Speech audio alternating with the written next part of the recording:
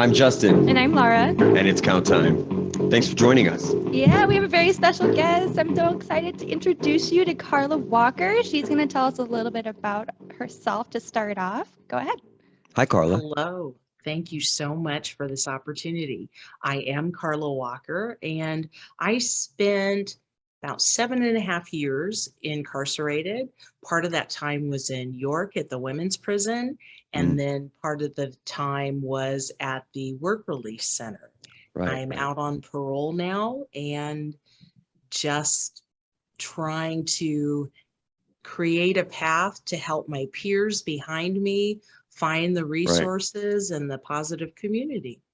So how long have you been out? I got out in January of 21. Excellent. Wow. So fairly fresh. Yes. That's incredible. Well, I'm so impressed by where you are. You know, wow, that's great. You don't hear a lot of stories like that, and you don't see a lot of people, especially get into the kind of work that you're doing out of prison. You know, so many people don't even want to deal with prison, don't want to think about it. You know, you're done with it, you wash your hands, you move on. But that's not what we should do, you know, as far as being ex-offenders. We got into the discussion about ex-felons last week, you know, about how that word is so dumb because we're still felons. Like there's no way to make it ex. But I want the mentality of, you know, an ex-felon, and I want everybody coming out to have that mentality as well. Like, that's behind me. What am I doing now? You know, but still being visible like you are. Yeah, and Carla, for those of you who don't know, she's quite the shiro. She's a huge activist and a big part of our community. We appreciate her so much. You've done a lot. Do you want to get into some of your work that you've accomplished? Oh, thank you so much. Real quick, I want to share that I was in a meeting where they used the term returning citizen, and I liked that. Ooh, Yeah. That is great. Returning citizen, because it's true. That's very so much less more applicable. abrasive, yes, and it leaves you open to a new beginning, which we worked really hard to get to. Right.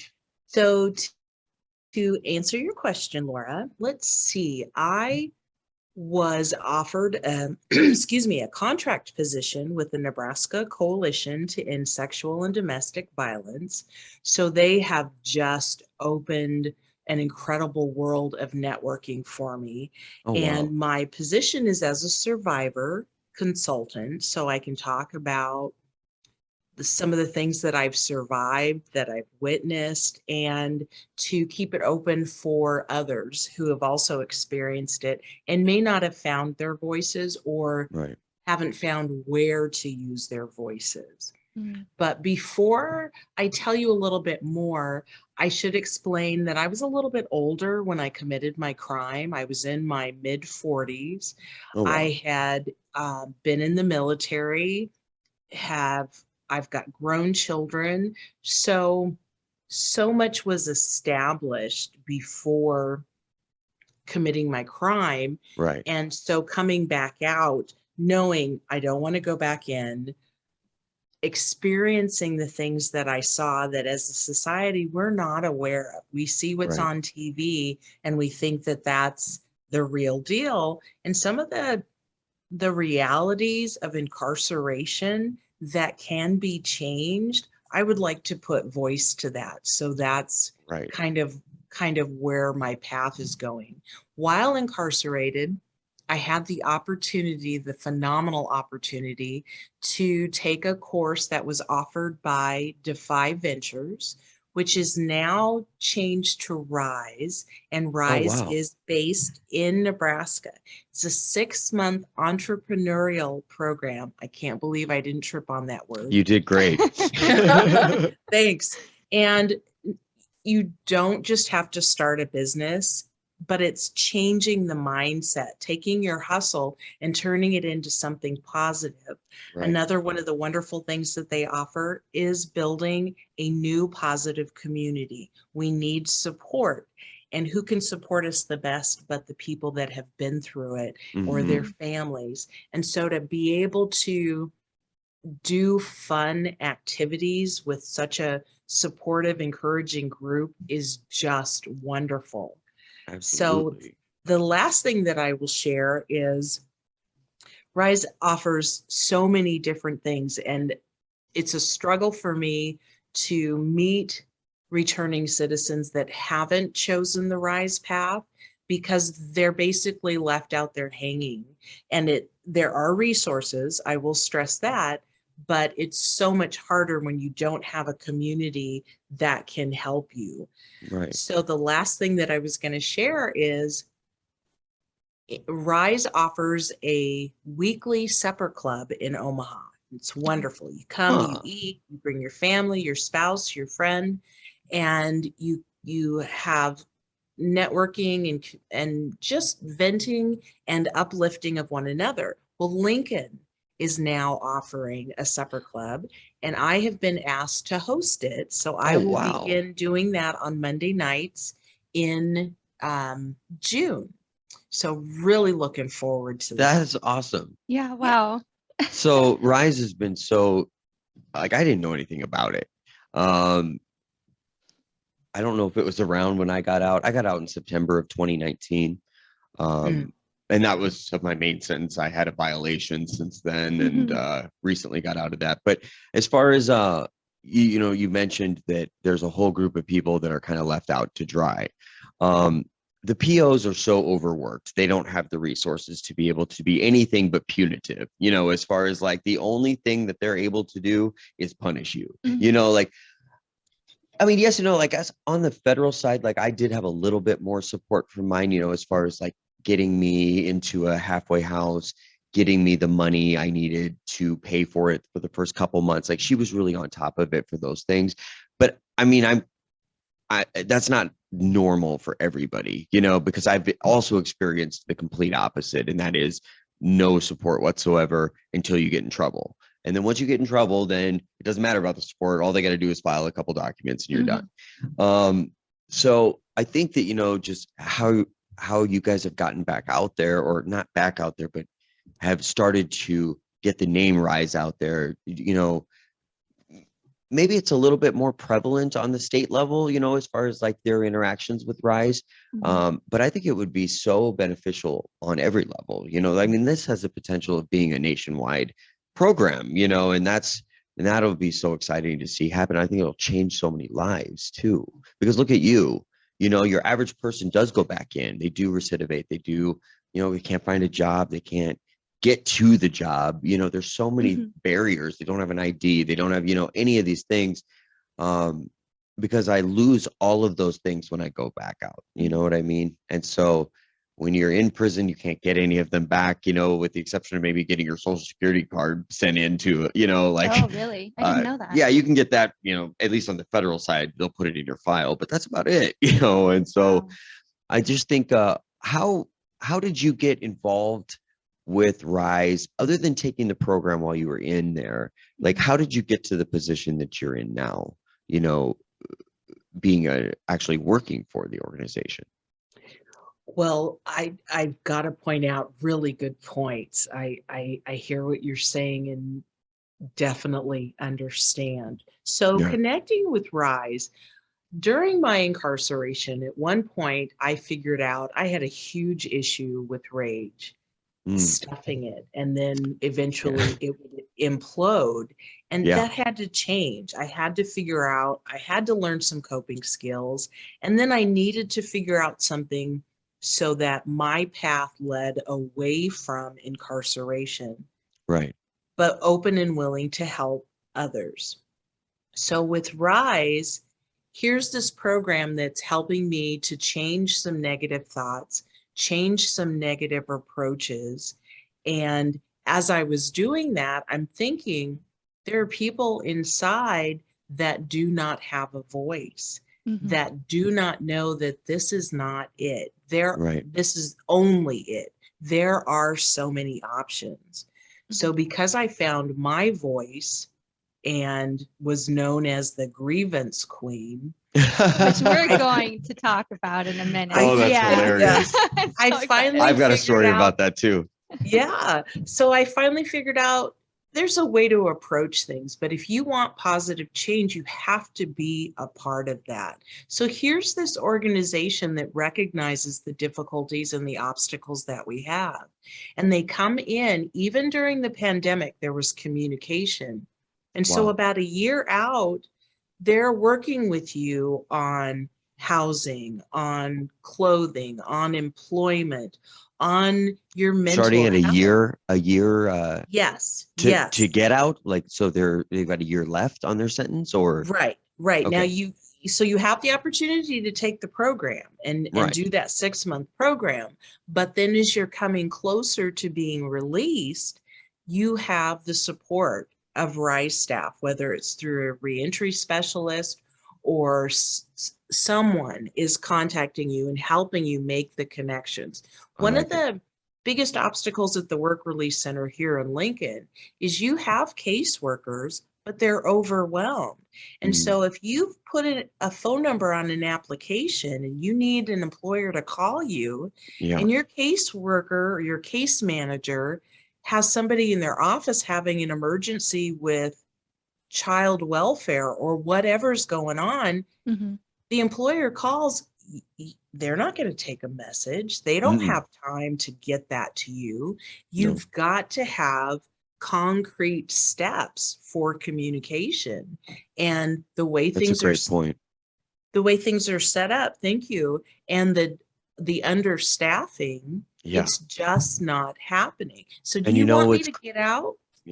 Sorry, do you want me to get out and be successful? And how are you going to help me get there? Or are you going to set me up for failure? And that was, it just touches on such a, nerve for me too, because you've experienced that just recently, getting, coming from the Work Release Center in Lincoln. I was in the Work Release Center in Omaha back in 2013 and experienced the exact same thing. So nothing is changing at all, from almost 10 years ago to now.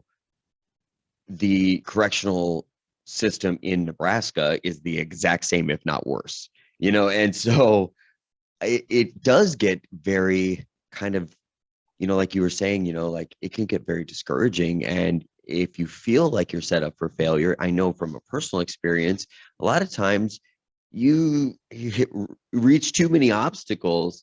I'm tossing it out the door, like I'm going to go do what I need, what I know I can do, to make money, or to, do this, that, and the other, or to just give up, and there's so, like, each decision is so critical at that point in our lives, because we're starting brand new, and each decision could take us down one road or another road. Exactly. And I hear you. I hear the daunting feeling of it being absolute, that nothing has changed. I get that, but allowing RISE to work with builders and alumni, that's a change. It's not huge, but that's helpful. And then RISE also connects with other resources. So there's other nonprofits out there that can offer things. It's really hard getting it smoothed out, especially since we're so close from coming out of the pandemic. So, I mean, there's really positive things, and there's some really frustrating things that haven't changed. One big thing for me is accountability within the Department of Corrections. That doesn't seem to be an option. And so I learned from my mistakes. So why aren't they learning from theirs? And I think a part of that is because when you deny and deny and deny, then you're just on this vicious wheel of not changing. So if you can't fix you, how can you help others? And that gets into a whole nother ball, but it's worth noting, I think.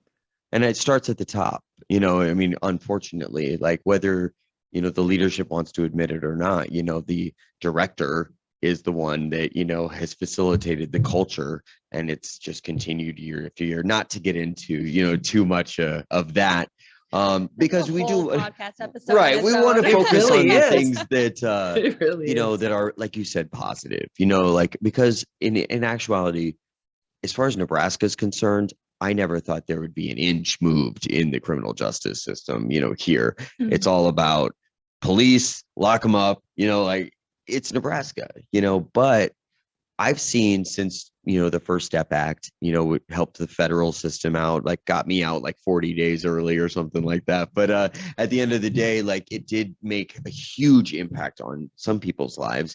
And the person to put that into play was the last president, I would think, would have, done anything for us. So that changed, passed. Then the recent stuff in the Nebraska legislature that was successful. LB 1024, guys. So, I mean, just the fact that anything moves at all is positive. And then with these organizations like Rise, and I know there's several other nonprofits. I know Metro has a great program too coming out of, I, didn't take advantage of much of it, because I ended up, thank God, did get a job fairly quickly. But they told me at Metro, they were like, we won't stop until you're employed. We will not, we will make sure that you have a job before you leave this, whatever it is, meeting with their people, which I'm sure it's similar, to what Rise is doing as well. So what is the process like, I guess, when you do get out and you have your first meeting with Rise? So I'm guessing that instead of dealing with the case managers in the the work release center, instead, like those people would give their Rise contact, the phone number or their phone number to the employer, so they wouldn't have to deal directly with the case managers. But is that just as far as employment verification? Or because that was interesting to me, just like, because if you had to have your job call the work release center, you never know who's going to answer or what they're going to say. Like you have no, I mean, it's bad. Like it could cost you the job if the wrong person answers. Absolutely. And I saw that more than once. So let's picture that you have graduated from Rise. You are an alumni. You've completed the program. Then, like for me, during the pandemic, I'm not from Nebraska, but I was living here. Right. And when I committed my crime, family from out of state came in, packed up my stuff, took it out. So when it was time to have someone bring clothing in, my folks are from out of state. So then the organization Bridges to Hope, who offers such a wonderful resource, we couldn't get to them due to the pandemic. Oh, right. So all I had to do, all I had to do was make contact with Rise. They asked what job I was working and what kind of items I needed. And because they have such good standing, they could communicate with the property officer. And then they brought in what I needed. Shoes didn't fit, fine. They took them out, that kind of thing. But we need everyone to be included. So yes, the case manager is overwhelmed, but if they've got a resource like Rise to help out and everyone's communicating and doing what they need to do, then it's a much smoother process. Oh, for sure. Because it's an older saying, but it really does take a village. And so I've committed a crime. I've made positive choices. I'm coming back out into the community. Will the community be open and helpful, which is what I found. I found an amazing amount of support. Or will I have that stigma of offender felon? And I think part of it is attitude, a very small part, because for me, I was open about my background. I'm open about the positive changes that I want to make. I stay out of trouble. Right. And that reminds me, you were mentioning parole officers. I've heard some horror stories, just absolutely bizarre things of how me too. Overly punitive some parole officers are. And we can go all the way up the chain. Absolutely. But I've been really fortunate. My particular parole officers knows what I'm involved in, supports what I'm involved in, and is willing to create communication so that if she has another returning citizen that might need a little guidance, we have the communication that, yes, I can say, hey, check this website, or not do that. That's Right. so rare. And that should be the norm. If Absolutely, it should. I think there's so many times like it does. You've been as successful as you are because I think the attitude is really important.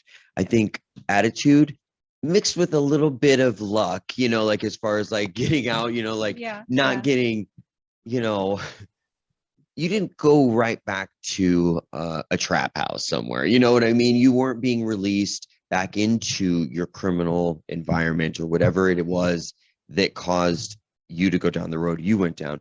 Same with me. I had a support, just like what you're talking about, a supportive group of people that were there that pointed me in the right direction. I would say a lot of it was attitude and my not taking the prison mentality with me, still able to call on it when necessary. However, skills. Those are so, wow. But, not coming across as somebody that just got out of prison. Like I would have never guessed that you had done time, and I'm not saying everybody is well-spoken. People have to learn these skills. And if you were never taught them, then how do you know how to act, to be, a positive applicant for a job, like somebody thinks, oh, that guy would be a great, addition. But they're going to, so even if they do see the roadblock of being a felon and you do have to disclose that, because I do as well. When I first get on the phone with a prospective employer, rather than waste both of our time, I'm always just, hey, just so you know, it's X, Y, and Z. Here's what I've done since then. Oh, we can talk about it more if you want, but I just wanted to be upfront about it now before you see it on a background check or something like that. And honestly, like I've had no real negative, reactions to it. People are really good at faking it sometimes, like, oh, no problem. It's like cricket, you never hear from them ever again, but I do think that's an interesting point. So I was very fortunate and I volunteered for the current round of virtual coaching for your builders at Rise. Oh my gosh, I cried. It was an emotional thing. I cried. It was a mess. Okay. It was so beautiful to have an opportunity to try to give back or at least support if I couldn't give back in person, which was amazing. Highly recommend. I will plug that in. We have links to that on our website. Yes, we do. One thing that really moved me was addressing or helping the builders find a way to address the time they've served, but also the skills they learned that are applicable to a potential job, but how to bring that up in an interview or even just a resume so it's addressed, but it's positive. And I think that is a skill, even in the corporate world, which is where I spend most of my time. Right. I've been a hiring manager before, and that was something I always looked for because one, I feel better about it, but two, they clearly have the willpower to learn some of those skills that are not typically taught. Right? I mean, my parents never taught me how to do any of that. So that really shows the desire to be proficient in what they're focusing on at that time, whether that's that job or something else. But it's the evidence that they're trying, the effort's there.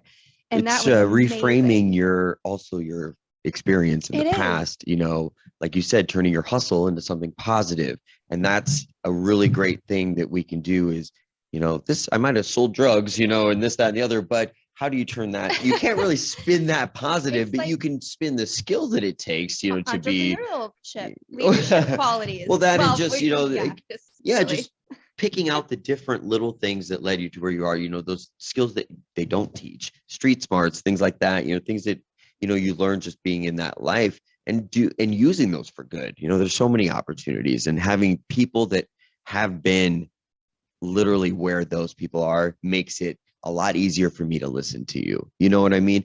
A lot of people, you get these programs coming in or whatever, and the person that's running them has no clue, what it is that you're going through or have been through, and is trying to teach you something, relevant to that. I refuse to listen to it half the time because it's like, how do they even know? They don't know. Like even drug counselors, people like that, like unless you have some firsthand, experience with addiction, I'm gonna have a hard time, really taking you seriously because you don't know. Absolutely. I was just at a coffee meeting where we were having that discussion, and it seems like oftentimes if those that don't have that experience end up being really condescending, and then of course you're really Yeah. gonna shut everything off. Shut it down. But one other point that I wanted to bring up about Rise that I really appreciate is that they focus on meeting people where they are.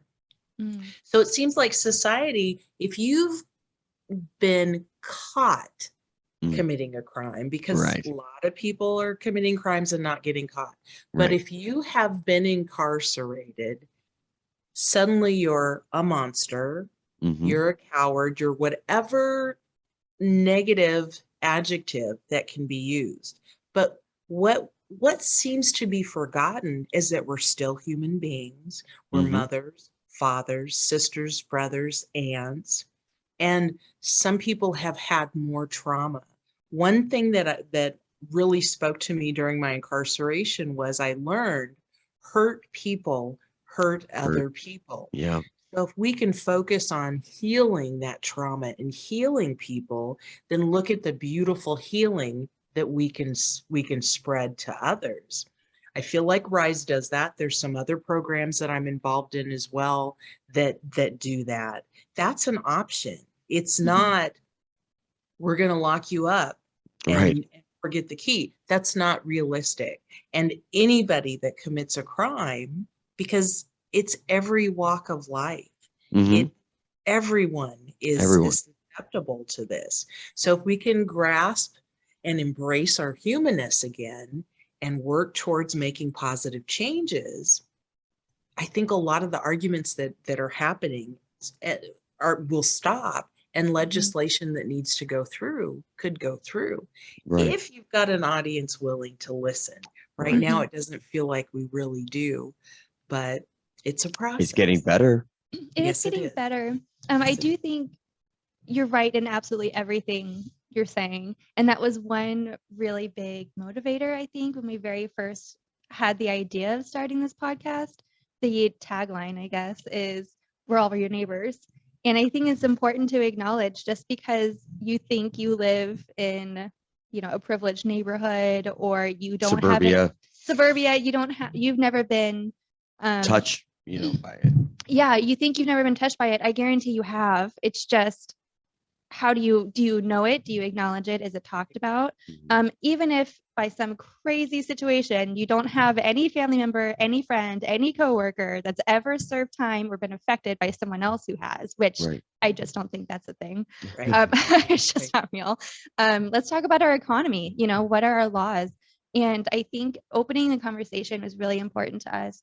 We are all your neighbors, and we all need to have a different mentality about it. I think that's really well. The current system just doesn't work, but the changes that I'm seeing, that I guess the programs like Rise and how just it's taken off. I mean, it's exploded, and that's encouraging. And that's so. How many of your colleagues would you say have firsthand experience at having been served time? Is that something that Rise makes it like a requirement? I wouldn't imagine it's a requirement to be employed there, but like, it seems like they encourage that, or I mean, at least facilitate it.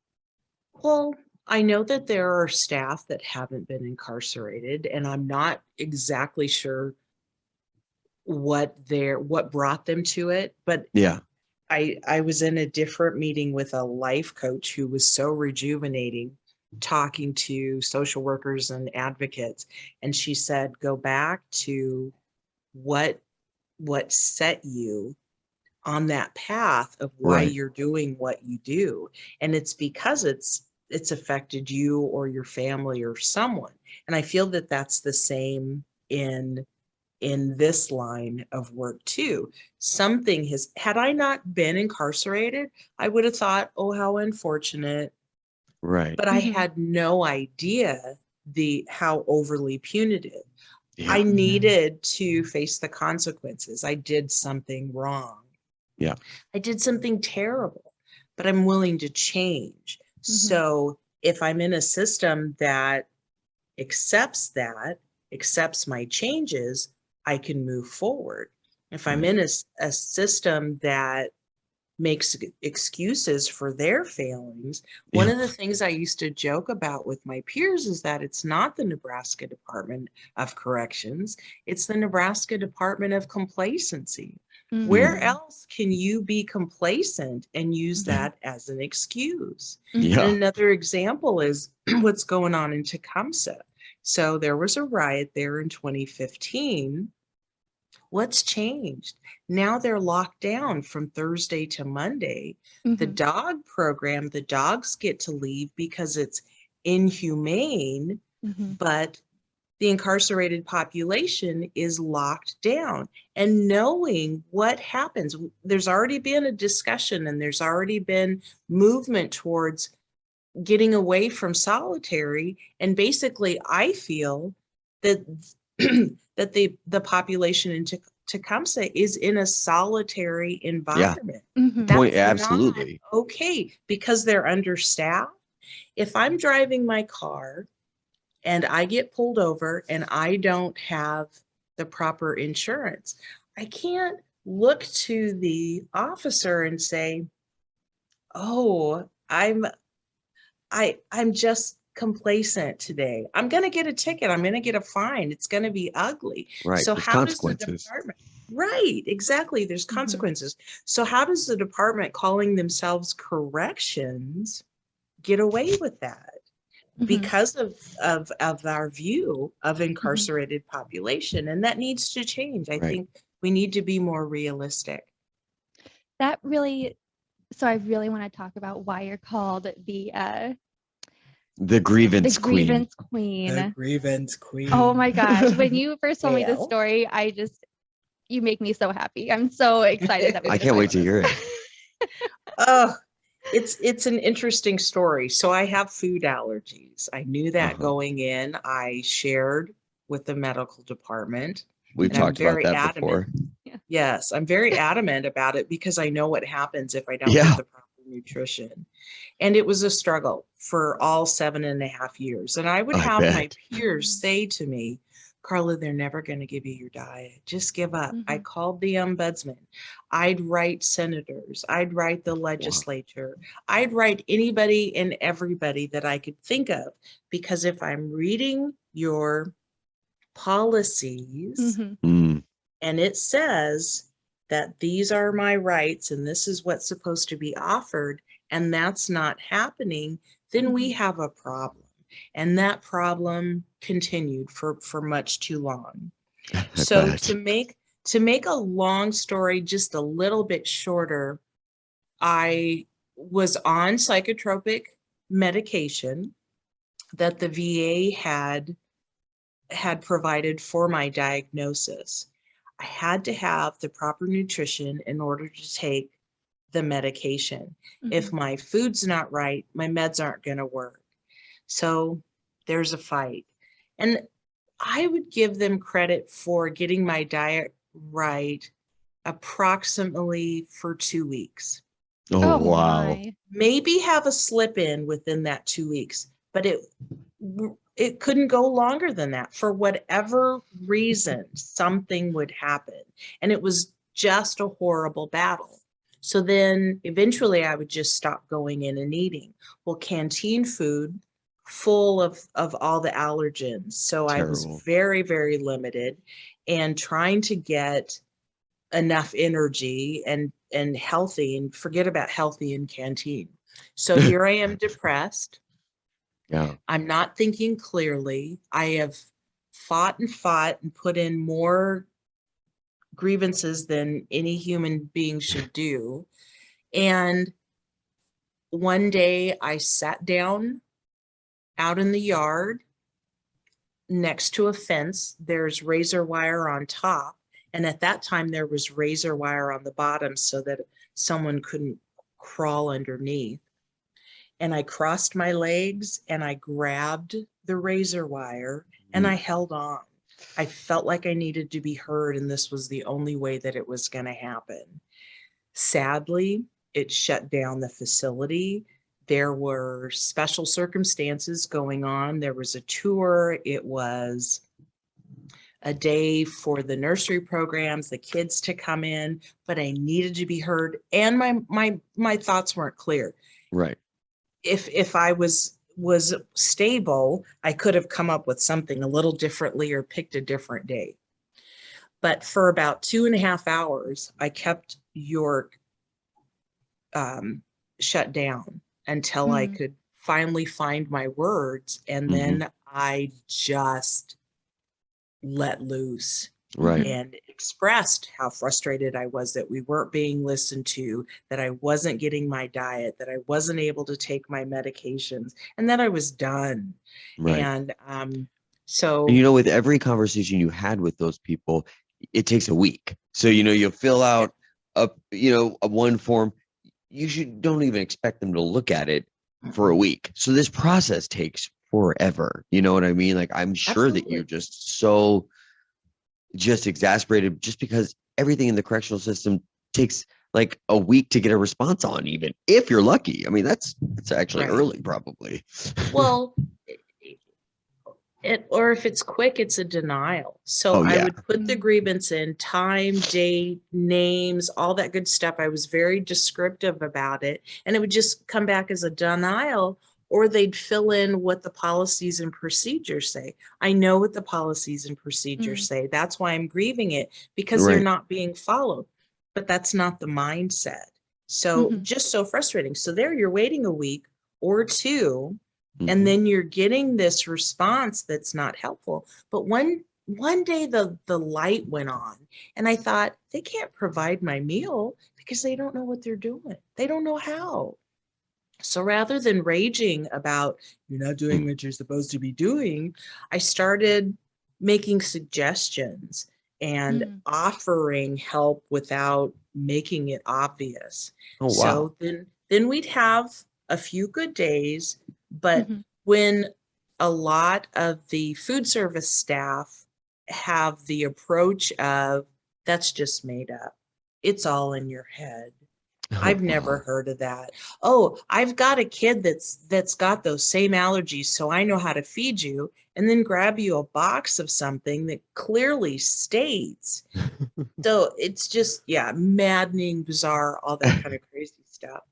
So I can only imagine. I finally decided to release the wire, had to peel my fingers because they were just cramped from all that time, and had a few cuts. I knew if I didn't move much, then I wouldn't be harmed, because I wasn't trying to harm myself. I was trying to make changes. But the response, of course, was solitary confinement. I was accused of being suicidal. Was I suicidal? No, I was hungry. I was hungry. And when you're hungry, if you're not yourself. fed, right, really bad things happening. And so that kind of changed my attitude towards, how many people in here know what proper nutrition is, know how to be self-sustainable, grow a plant so that they have vegetables that if they can't afford it. You know, those are the kinds of skill sets that would make sense to offer while inside. But when you can't staff a facility, how can you offer more programming? So it's an interesting vicious circle. I see lots of seeds of hope being planted. But then once I was out, I met a woman who had been there, same place, years earlier. And I found out not only did she have issues with food, but she was pregnant at the time. And she wasn't treated much better. Pregnant. And we've got a governor talking about pro-state and wanting to make changes to women's bodies. Such a and this is how people are being treated, and not being allowed to feed their families because they have a felony from however long ago. Doesn't make sense. So but that's the state of where we are. Did that answer that for you, Laura? I think so. Yes, but it does lead me into some more questions. Women who are serving time, many of them are pregnant before they go in, when they go in. Sometimes they have to give birth while being incarcerated. And that is just, as a woman who's been pregnant and had a child, I can't even imagine. Yeah. I guess I can. I guess I don't want to imagine. It's a It'd be better terrible. way. It'd be the worst possible thing to go Right. through. So we talk about things like nutrition, but I know there needs to be programming around that. One, behavioral programming. So give them the skills to be good mothers, how to think in a mother frame of mind, I guess. We all know that drugs are very accessible behind bars. So that adds another level of difficulty. But even without that being a factor, are we teaching those skills to mothers, whether they're currently pregnant or already have children, whatever the case may be? But for babies that are born, I'm very interested. You mentioned once nursery programs. I would love to know more about that. I think there needs to be a lot of change from what information I have been able to find, which is not transparent, if I may add. A Google search is not going to help us here. Could you talk about some of that a little bit? I can. And I pause because the Nebraska Correctional Center for Women does have a nursery program, and it's lovely. I want to guess, if I'm correct, and this is memory, there's about 12 rooms for the nursery program. It's separate. They have their own little yard. It's beautiful in there. So if we've got 12 rooms, but only 2 or 3 are utilized at a time, that should throw a red flag. And then I would also be remiss if I didn't mention that not all ethnicities are welcomed. And that's a huge issue. So let's just, for example, say we have a mother that has a drug issue. So she's going to go to the SAU program, which is the Substance Abuse Unit. I heard more horror stories about that particular program than I would like to. It's unnecessary. Right. So what I would hear is just the horror of being told you're a bad mother. You're never going to change. Just not planting seeds of hope, but just complete negativity. And if the numbers were counted about how many times people would go through that program, that would also be a red flag that things they're not quite doing what they need to, and it needs to be changed. Now, to be fair, some changes were made. And it's so hard for me to speak on because I wasn't actually in it, but would have women vent to me. And I would have some of my peers say, yeah, I went through the program. It was horrible, but I knew I needed to make changes. So I just did what I had to do. I think that program really needs to be revisited. Yeah. Very much so. And that would be a whole nother podcast. Yeah, for sure. But so pregnant mothers need more nutrition. What I would notice is maybe a cup of canned fruit. I can't be clear on the prenatal vitamins or how many visits, but when society talks about adequate medical and the incarcerated population talks about adequate medical, it's a completely different approach. So to me, as a veteran, and I've been a veteran when Walter Reed came in and it was on the news about the conditions and how horrible it was. So just the worst medical possible. I would compare that to the current. Right. Now, that's not to say every medical staff is horrible or they don't care, but what I found is a lot of the medical staff that are working inside facilities don't have the ability to work out in society.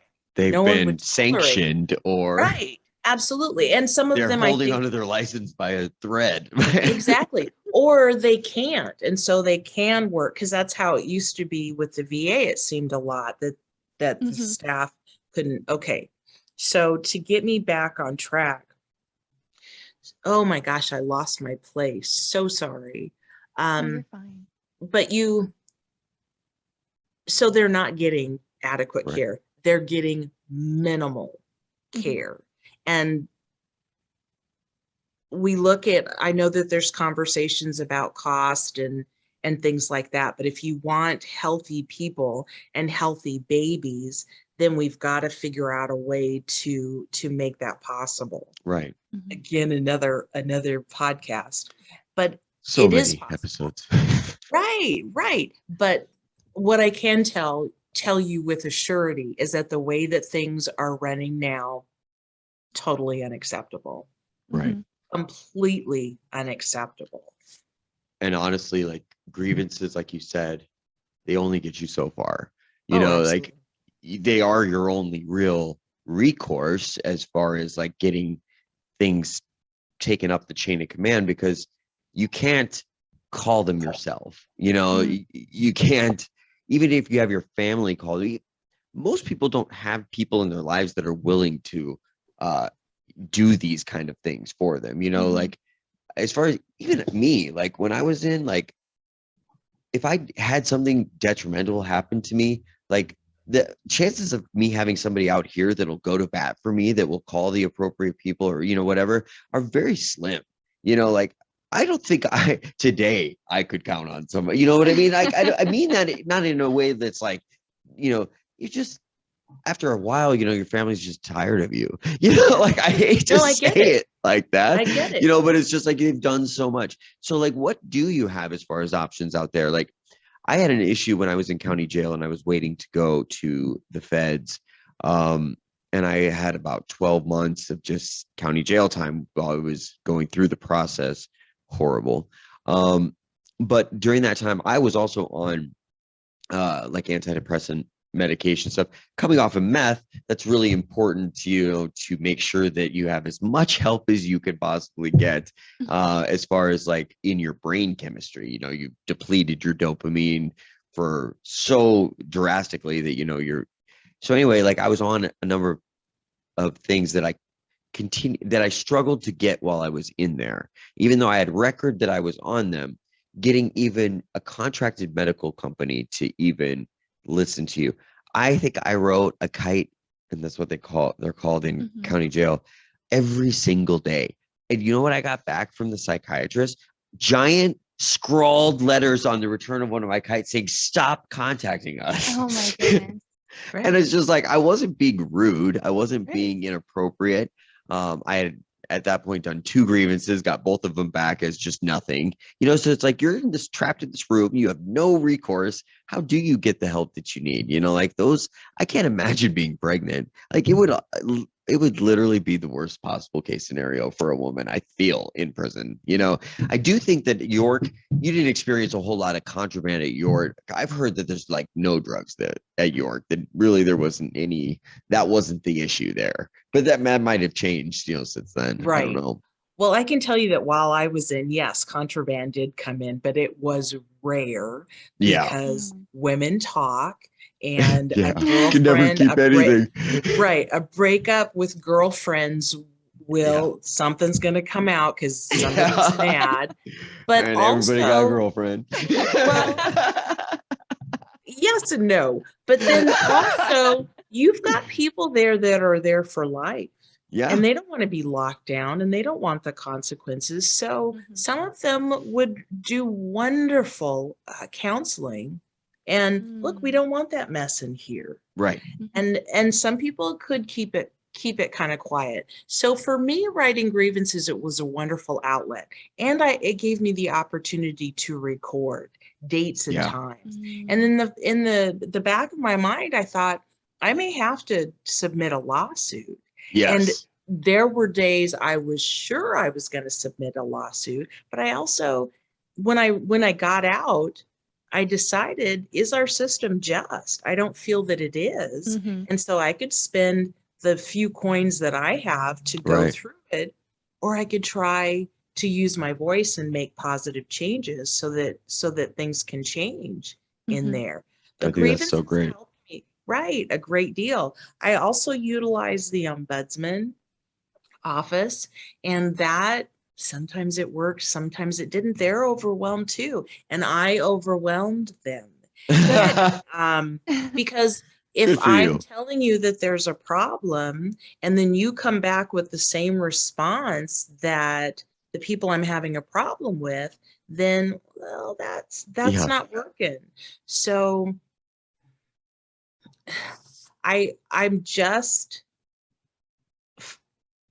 peaceful, nonviolent conflict resolution has just been life-changing for me. And although I didn't learn that until work release, it just helped.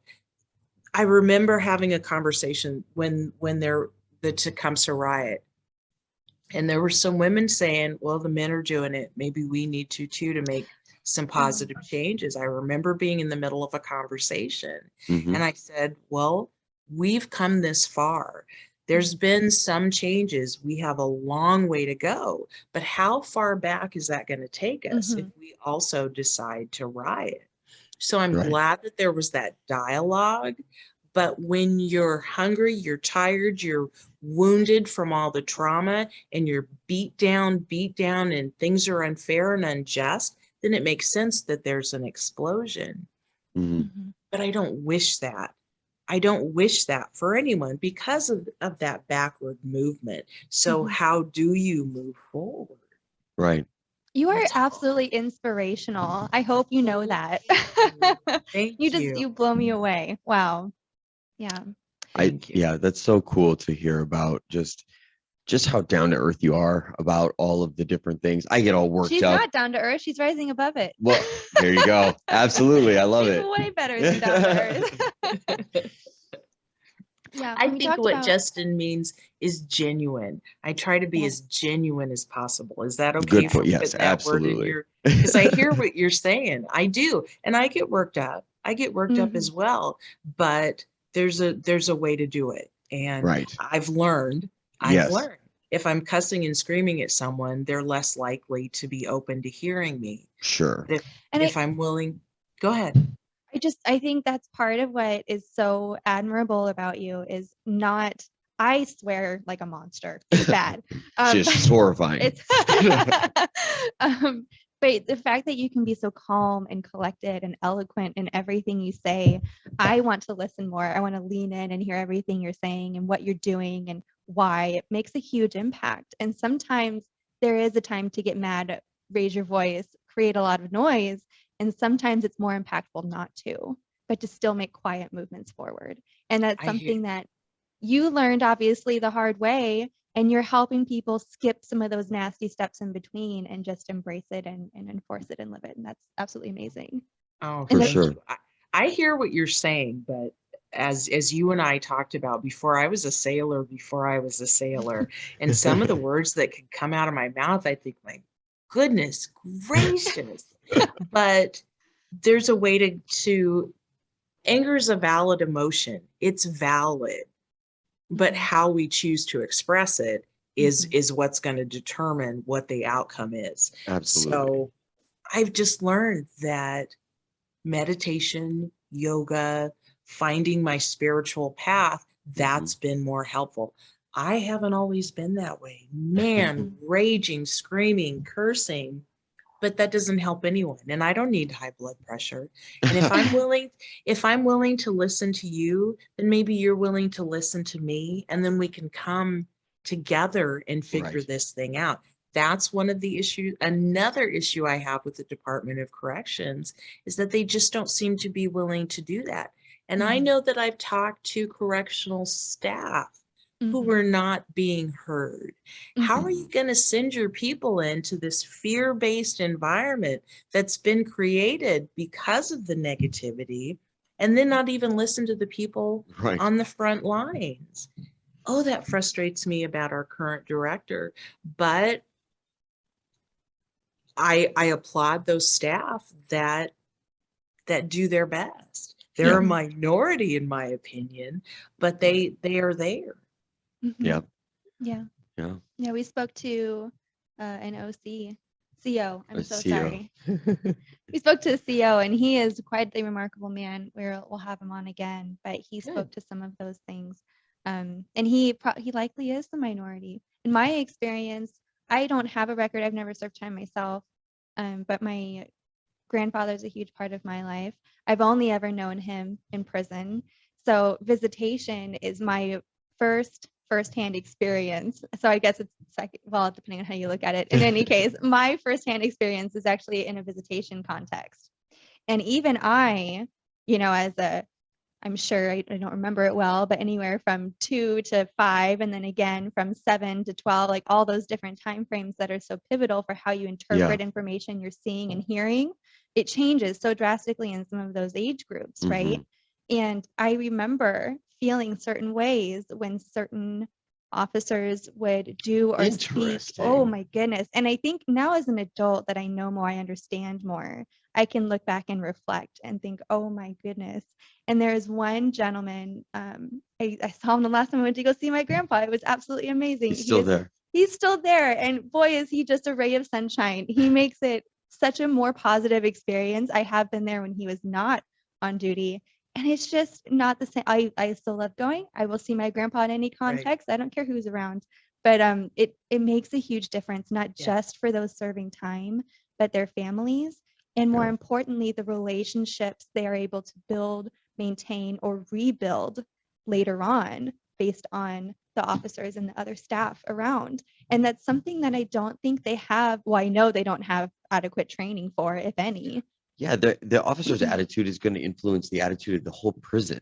Your prison is going to operate however the reigning, so if the inmates are in control, it's going to feel a certain way. If the staff is in control, it's going to feel a certain way. And the fear of the alternative, whatever state it's in at the time, I think the anxiety and the fear is such a driving factor, and it's not discussed. It is not. I mean, I would never know anything that changes my opinion about certain like laws, for example, if I did not have someone to speak to who either has previously served time or is currently serving time. Right. I wouldn't make the same decisions. And I feel like I can say that out loud. I am a young white privileged woman in the middle of the country, right? Everything should be great and set up for resources. And my whole life is affected by it. So it really just drives me crazy when you listen to some of those stigmas or you read some of those articles that are published by newspapers, online publications, all kinds of things. It's like if you understood a fraction of what is going on in someone else's experience, right, you would not think this way. You wouldn't encourage this culture that we live in, all of us, some of the laws that are either still in place or become laws that are new. And it's saddening, but it also in a strange way gives me some hope. Maybe if we speak loud enough, calm enough, we can help encourage that change from the inside out. And then the higher up won't have any other choice but to make some of these changes. So I really admire everything that you're doing. Thank you. You've affected my life, and I've known you for a very short amount of time. So thank you so much. Oh, you are welcome. I had a question asked to me about if I could wave a magic wand, what would I change? And for some reason that question has come up several times.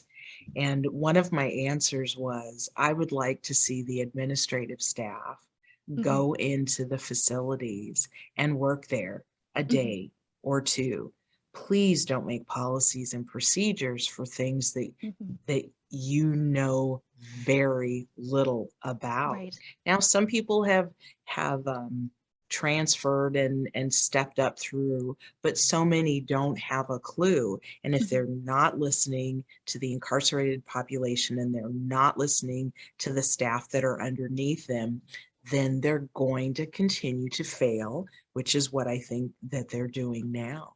I agree. Yeah, that's a really good point. Yeah, the staff isn't there the administration isn't there in a prison, in one of the prisons. They're in the ivory tower. They're in a different building somewhere with cubicles and boardrooms and the government buildings making these decisions without actually being on the front lines, without actually even ever speaking to a correctional officer. Like that's, oh, we could go into so many different parts of it. Yeah. Oh my gosh. Yeah. Well, I have several more things I want to talk to you about, but I do know we have to be conscious of your time. Yeah, we're approaching here. So many things I want to come back and talk about, but before we go, is there anything you would like to raise a voice to? Oh my goodness, so many things.